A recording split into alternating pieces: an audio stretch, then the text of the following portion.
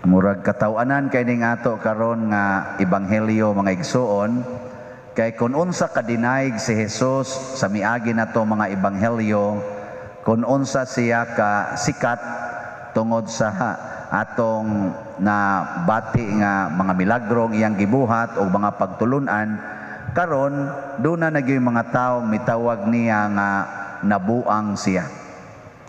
Lisuran ano hunahon kamo dinhi magsige mog lektor, magsige mog alagad simbahan, nya daghang ay mudaig ninyo, nya naaday mga tawo moingon nabuang na ng mga tawhana. Ako dinhi sige ko guwali, nya human ay moingon dito si Padre Siano nabuang. Munang naratol in taon ang mga kabanay ni Hesus, ningadto sila kay iyag kuhaon siya kay basig nabuang na siya. Unsa may hinungdan nga nakasulti man sila ani nga nabuang na siya. Daghan man ning interpretasyon sa mga theological experts or Bible experts nato nga kanikuno gi palakat lang ni sa mga kabanay ni Hesus ingon nabuang na sila kay gusto nila nga si Hesus ila nang papulion. Murabag ka na bang gusto nila ba nga kuhao nila si Hesus, or tinuod gid ni nga niingon ang mga tao nga nabuang siya tungod sa iyang mga pagtulunan nga gitudlo, labi na gyud sa iyang pag-angkon nga siya mao ang Mesiyas. Nya sa iyang kapobre, sa iyang pagkaway grado, sa iyang pagkawa gyoy ikapasigarbo sa iyang kaugalingon, nya moangkon siya nga ako mao ang Ginoo. Mo ingon gid mga tao nabuang na ni siya. Di ba? Kamuron og moingon ko ako maoy Ginoo, unsa inyo itawag nako? Sunod mo nako kay ako maong Ginoo, unsa inyo itawag nako ron? Sige, tubag. Ingon dayon mo nabuang ka diya pa din. Ana. Pero si Hesus nagpuyo siya sa kamatuoran. Wa siya gisulting bakak. So pagsulti niya nga ako mao ang Ginoo, aris ang tinuod gid to nga Ginoo. Siya gid ang Ginoo. Nya unsa may naong sa Ginoo nga naa niya? Ang naong sa Ginoo nga naa niya murag buang, way ilis-ilis sa sinina kay usara iyang gisulob, way pagkaon, wa gani siya balay, wa siya kanini ang gitawag og kwarta nga ikapasigarbo. Wa gyud tanan. Di ba kanang buang maglakaw-lakaw? Wa gyud. Usahay gyud kanang buang, purol na lang gyud mahibilin nya kuptan og jotay ang purol nya muyayhas pikas, mga kita gud in taon ang tuas ilawom. Buang. Di ta ganahan sa buang. Ngano man kay buang gud. Nya si Jesus mura siyang nagbinuang. Di siya matuhuan, labi na gyud kay ang iyang gipangsulti dili haom sa gipangtudlo sa mga Pariseo. Matud pa diri sa atong unang pagbasa, niingon diri ang katong tulda sa kasabutan, duha dito siya kabuok, nay dako nga tulda, nya didto sa sulod sa tulda, tuwa pa gid ditoy gamay nga tulda nga mao na gidtoy gibutangan sa arkas kasabutan katong duha ka papan katong sugos Ginoo. Nya gitawag dato siya ang labing balaan, the Holy of Holies. Ang tibok tulda balaan. Kadtog yung pinaka sentro mo balaan na jud kadtos tanan. Pareha dinis ato sa simbahan, tanawa ang sit up sa simbahan. Kamo dihang naglingkod, kabahin na mo sa simbahan. Pero di adiri ang sanktuaryo, ni adinhi. Mao bitaw nga diri ang magtungtong diri ang pari ra sa unang panahon butangan nig koral diha kaning padung sa altar naa ni say koral, dili mo makasud diri og dili mo installed minister anharas gawas gani karon hangtod karon sa mga religious convents ang ilagya pong misahanan naagya po'y koral. Labi nas mga madre nga mga mongha o nanay koral ang pari ray makasud didto. Kay ang pari kuno balaan man muna maso dito kamong mga di balaan kutob ra mo das gawas. So ingon ana nakaron matud pa sa atong unang pagbasa misulod si Kristo niining labing balaang lugar dili sa tawhanon nga paagi. Dili sa tawhanon nga paagi. Unsa may iyang gidala? Gadala siya sa iyang halad nga mao ang iyang dugo. Ang iyang dugo mo iyang gida og iyang gihalad didto sa labing balaang lugar. Hain man ning labing balaang lugar? Ang cross, ang gibitayan ni Kristo didto sa cross, ang Golgota. Mao ni siya iya narong labing balaan. Lahi kay no, kaysa una ang labing balaan protektado man to, naitulda. Karon ang labing balaan mauna ang cross.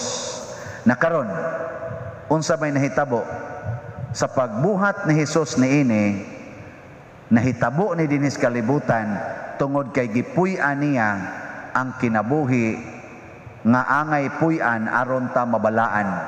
Unsa man? Kinahanglan tang magpuyo sa kakabos, unya ikaduha magsangyaw sa maayong balita, makig-away sa sala. Magpuyo sa kakabos, unya magsangyaw sa maayong balita. Kung mao gani niya tong puy-an, patay gid ta. Kay nga naman, kabos ka, di sa ato pa way mo respeto nimo. Nagsangyaw pa jud ka pulong sa Ginoo nga manginsulto ngadto sa mga taong gamhanan ug adunahan, patay gyud. Nya kining atong kamatayon, kining atong kasakit, labi na gyud muagas atong dugo. Unsa may resulta? Mabalaan ta. Mao ni ang mulimpyo sa tanan nato mga sala kining atong kasakit. Usas paborito kay nakong topic kung mag-counseling ko, anang mga tao nga nagdepresyon tungod sa kabugat sa ilang gibati, ako dahil na silang tudloan og pipila ka mga principles. Usas mga principles nga kung itudlo, kanagyong moingon dahil ko, go through the pain without complaint. Gaksa, atubanga, dawata ang mga kasakit nga wa gyud reklamo. Mabalaan gyud ka ana, wag tang gyud imong depression. Testingin ninyo, kana bang kasakit nimo atubanga nya dawata nga wa gi reklamo, wag tang ginang imong kasakit. Maro kay ning Ginoo, tanawa ha, nagpakamatay siya, nagpapatay siya, gipaagas niya iyang dugo aron makabot niya ang kaluwasan. Nahimo na hinuon siyang Holy of Holies, King of Kings, and Lord of Lords. Nakabot niya ang kadaugan batok sa sala, pinaagi sa pagpakamatay sa mga makasasala.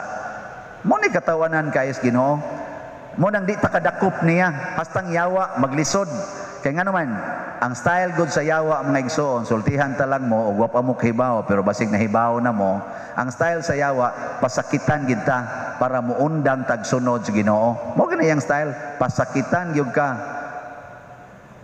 Pabugatan ginang imong kinabuhi, hatagan jud kag daghang problema aron ka mo give up sa imong pagsunod sa Ginoo.